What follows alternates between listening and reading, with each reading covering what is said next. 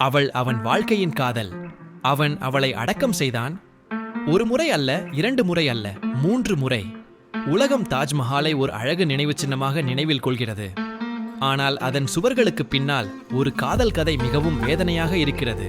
அது ஒரு பேரரசரை உடைத்தது. இது நீங்கள் இதுவரை கேள்விப்படாத கதை.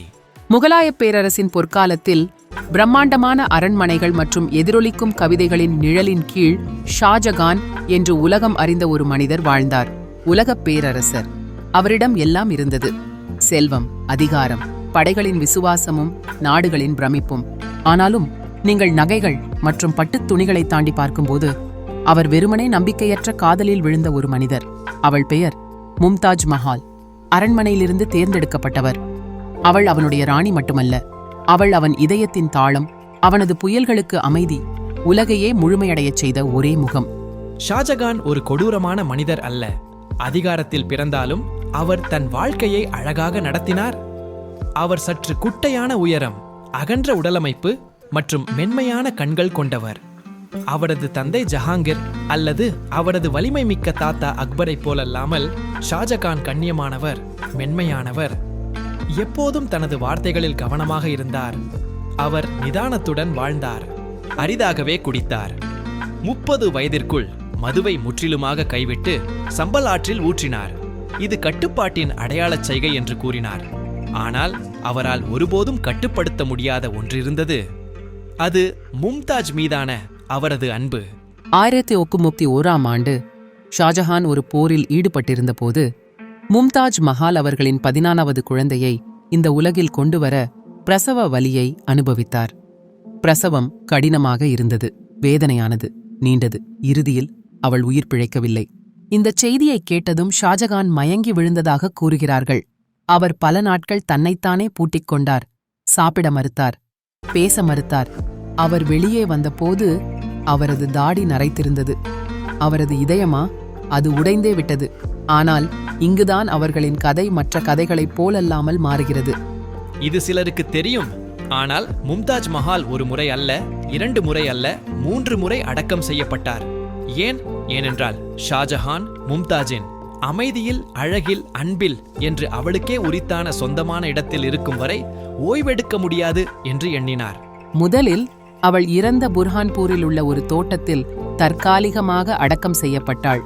ஆனால் ஷாஜஹானுக்கு அது போதாது என்று தெரியும். அவர்கள் ஒன்றாக உருவாக்கிய உலகத்திலிருந்து வெகு தொலைவில் அவள் கிடப்பதை அவனால் தாங்க முடியவில்லை. எனவே அவள் உடலை தோண்டி எடுக்க உத்தரவிட்டான். மேலும் 600 மைல்களுக்கு அப்பால் உள்ள ஆக்ராவிற்கு கொண்டு வர உத்தரவிட்டான். அவள் உடல் பல மாதங்கள் பயணம் செய்தது. 2வது முறையாக அவள் அடக்கம் செய்யப்பட்டாள். பேரரசர் ஒரு கனவு கண்டார். அதுவும் தற்காலிக கல்லறை ஆனது. அவர் என்ன கனவு கண்டார்? நிலவொளியில் மின்னும் பளிங்கு, கல்லில் பொறிக்கப்பட்ட வசனங்கள், ராஜ்யங்களின் புகழை விட உலகில் பல நூற்றாண்டுகள் வாழும் ஒரு கல்லறை. தாஜ்மஹாலின் உருவாக்கம் தொடங்கியது. 22 ஆண்டுகளாக 20,000 தொழிலாளர்கள் அவரது கட்டளையின் கீழ் உழைத்தனர். பெர்சியாவை சேர்ந்த கைவினைஞர்கள், ராஜஸ்தானை சேர்ந்த பளிங்கு, பேரரசின் அனைத்து மூலைகளிலிருந்தும் பதிக்கப்பட்ட கற்கள். தாஜின் ஒவ்வொரு பகுதியும் அவளுடைய பெயரை கிசுகிசுத்தன. இறுதியாக தாஜ்மஹால் கட்டி முடிக்கப்பட்ட போது ஷாஜஹான் தனது மனைவியின் இறுதி அடக்கத்தை மேற்கொண்டார். 3வது மற்றும் கடைசி முறையாக மைய குவிமாடத்தின் கீழ் உள்ள மறைவில். அங்கே அவளுடைய உடல் அடக்கம் செய்யப்பட்டது. அவளுக்கு அருகில் ஒரு வெற்றிடம் இருந்தது, காத்திருந்தது அவனுக்காக. ஷாஜஹான் தனது மனைவியின் இழப்பிலிருந்து ஒருபோதும் உண்மையிலேயே மீளவில்லை. மற்ற மனைவிகளால் சூழப்பட்டிருந்தாலும் அவர் இதயத்தை தொடாதவர்களாக இருந்தனர். இசையிலும் கவிதையிலும், நடனப் பெண்கள் மற்றும் கவிதைகளின் கூட்டத்திலும் அவர் அமைதியைக் கண்டார். ஆனால் காதலில் அல்ல. அவர் உலகின் மிக அழகான கல்லறையை கட்டியிருந்தார்.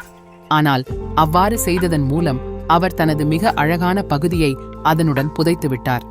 பல வருடங்களுக்குப் பிறகு அவரது சொந்த மகன் அவுரங்கசீப் அவரை வீழ்த்தினார். வல்லமை மிக்க ஷாஜகான் ஆக்ரா கோட்டையில் பூட்டப்பட்டிருந்தார். ஒரு கல் அறையில், ஒரே ஒரு ஜன்னலுடன். அந்த ஜன்னலிலிருந்து ஒவ்வொரு நாளும் அவர் தாஜ்மஹாலை பார்த்தார், அவளை பார்த்தார். அவரது காதலியின் அடக்கம் செய்யப்பட்ட இடத்தில். அவர் அந்த அறையில் 1906 இல் இறந்தார். மும்தாஜுக்கு அருகில் அடக்கம் செய்யப்பட்டார். மீண்டும் ஒன்றாக, இறுதியாக அருகருகே, சக்தியால் அல்ல பக்தியால் கட்டப்பட்ட கல்லறையில். அவள் 3 முறை அடக்கம் செய்யப்பட்டாள். ஏனென்றால் அவனால் அவளை விட்டுவிட முடியவில்லை. அவன் ஒரு சாம்ராஜ்யத்தை இழந்தான். அவன் தன் சுதந்திரத்தை இழந்தான். ஆனால் அவன் அவளை ஒருபோதும் இழக்கவில்லை. பல நூற்றாண்டுகள் கழித்து உலகம் இன்னும் தாஜ்மஹாலின் முன் நிற்கிறது. அதன் அழகை காண மட்டுமல்ல, ஆனால் இறக்க மறுக்கும் ஒரு அன்பின் எதிரொலியை உணர. இந்த கதை உங்களை நெகிழ்ச்சியடையச் செய்திருந்தால், வரலாற்றிலிருந்து இன்னும் காலத்தால் அழியாத வரலாற்று பொக்கிஷங்களுக்கு லைக், ஷேர் மற்றும் சப்ஸ்கிரைப் செய்ய மறக்காதீர்கள். ஷாஜஹானைப் போல காதலுக்காக வாழ்நாள் முழுவதும் காத்திருப்பீர்களா? கமெண்டில் சொல்லுங்கள்.